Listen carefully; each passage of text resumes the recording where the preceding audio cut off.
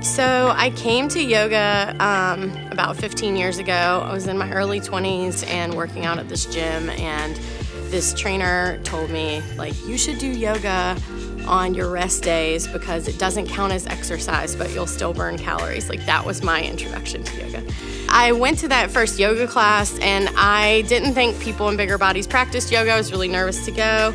But after the class, I remember getting in my car and driving home, and that negative self-talk loop that was kind of always playing in my brain started back up like 10 minutes into the ride.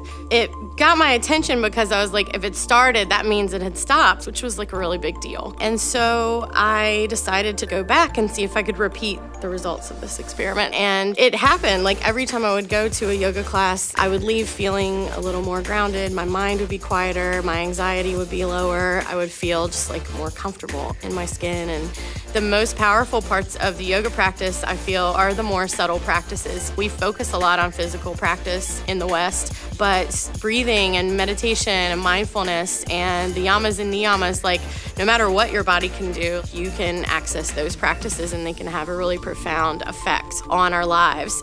The internal regulation tools that I was finding with yoga and like the way I was able to make friends with my mind and kind of manage my mind and my thoughts was really, really valuable to me. And like, that's what kept me coming back at first. The physical practice like wasn't super fun for me. I had a lot of teachers who ignored me or didn't really know what to do with me and my body, didn't offer me, props or modifications. And so I'd look around and like what looked easy for everybody else like wasn't happening for me. And the conclusion most of us come to is like, well, it's my fault, it's my body, I'm just like not good at this. But the thing that keeps me coming back to the mat now is really being able to be creative in my teaching practice. And so it's really important for me to get back on the mat and work on things in my own body and try new sequences. And that's what really keeps my practice fresh. I was trained in hatha yoga, but because of the body that I'm in and the folks that want to practice with me, I generally use a lot of props and a lot of different modifications and variations. It doesn't always look like a traditional yoga class. It ends up being more like a yoga lab sometimes. My classes and workshops are really about providing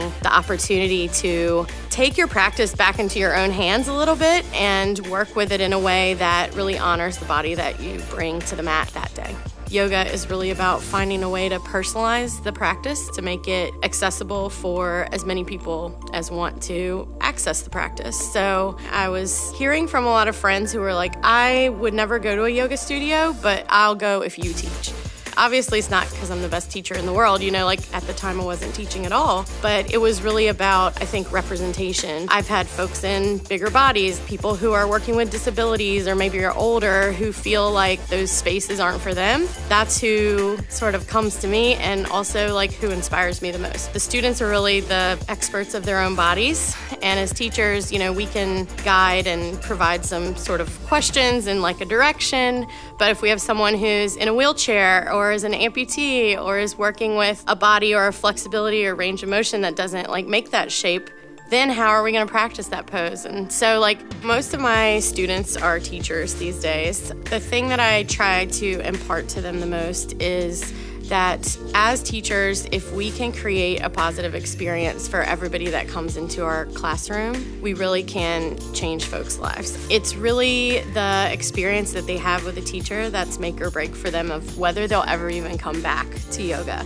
I would say to keep learning, look beyond maybe the ability that you have, the body that you're in, and try to gather additional tools to be able to help any student that comes to you. Saying everybody's welcome or like all levels or all bodies welcome is one thing, but can you really deliver on that promise? Can you accommodate people once they get there? Bringing accessibility into your awareness as a teacher or as a studio owner or as someone who has that ability to affect change within the yoga world is a really powerful gift that we can give to the community and to the students and to the new people who are coming to the practice every day.